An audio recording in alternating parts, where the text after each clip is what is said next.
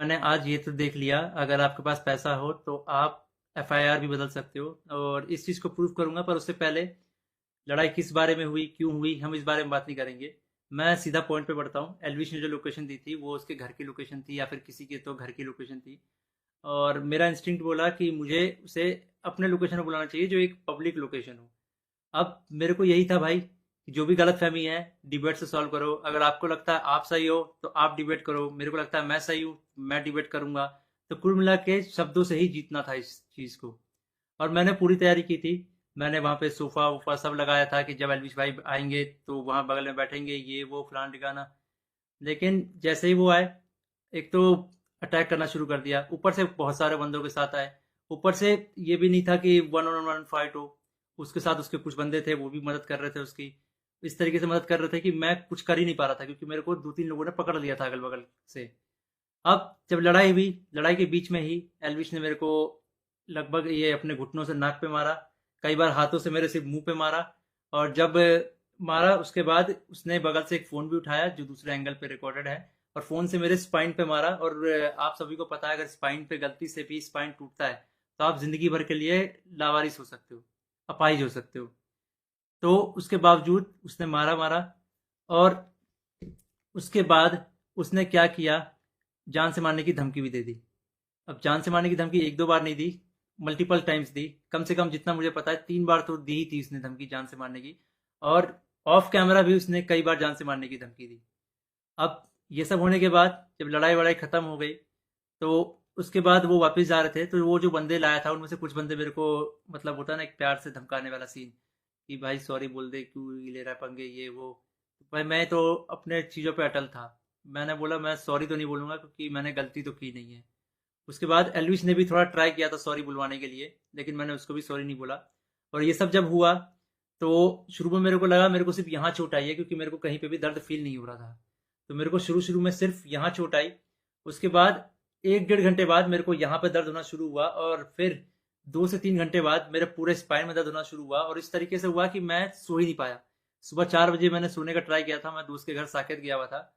मैंने सोने का ट्राई किया, अनफॉर्चुनेटली मैं दर्द से सो ही नहीं पाया। उसके बाद अ, हम जब दर्द हो रहा था तो हम गए वहाँ पे मैक्स हॉस्पिटल साकेत के, मेडिकल निकलवाने। तो उन्होंने मना कर दिया, विदाउट एफआईआर नहीं होगा। तो मेरा यही था, मेरा दिमाग शॉक में था, एफआईआर हमने की नहीं थी। फिर हमने डिसाइड किया कि दोपहर के 12 बजे के आसपास हम एफआईआर करेंगे लॉन्च, और उसके बाद मेडिकल करवा लेंगे पुलिस की मदद से ही। तो हम गए एफआईआर करने। अब जब एफआईआर करने गए, तो हमने पूरा बता दिया कि भाई ये सेक्शन लगाना है, अटेम्प्ट टू मर्डर है, साफ साफ दिख रहा है।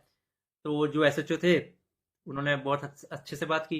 उसके बाद एसएचओ अपने इंस्पेक्टर के फ़ोन में कॉल करते हैं, बोलते हैं कि पूरा इसको ना पब्लिक मत करना, गुप्त तरीके से रखना, हम लोग गुप्त तरीके से लड़ेंगे।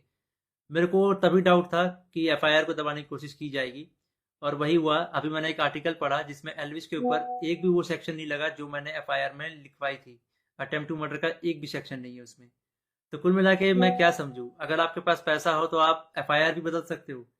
मतलब हरियाणा में इस तरीके से गुंडागर्दी चल रही है कि एक बंदा आता है, मारता है और उसके खिलाफ कोई एक्शन नहीं होता, उसको पुलिस पकड़ के लेके नहीं जाती। यहाँ पे इस बात को 24 घंटे हो चुके हैं, और वो बंदा अभी हंस रहा होगा कि उसको कोई पकड़ के नहीं ले गया, उसको फर्क ही नहीं पड़ा होगा। मैं हरियाणा के सीएम खट्टर जी से रिक्वेस्ट करना चाहूंगा कि इस गुंडे अलविश यादव को अरेस्ट करवाओ। इसका बैकग्राउंड बहुत खराब है, जिस तरीके से ये यूथ को इंस्पायर कर रहा है, वायलेंस को प्रमोट कर रहा है, उससे साफ साफ पता लग रहा है यूथ बहुत गलत वे में मोटिवेट हो रही है इससे। और ये चीज़ बहुत ही खराब है। तो खट्टर जी, मैं इंडिया के कानून पे बहुत भरोसा करता हूँ, लेकिन अगर यहाँ पे नाइंसाफ़ी हुई तो एक तरीके से बहुत सारे लोगों को ये तो समझ में आ जाएगा कि इंडिया का कानून सिर्फ गरीबों के लिए बना है, अमीरों के लिए नहीं बना है।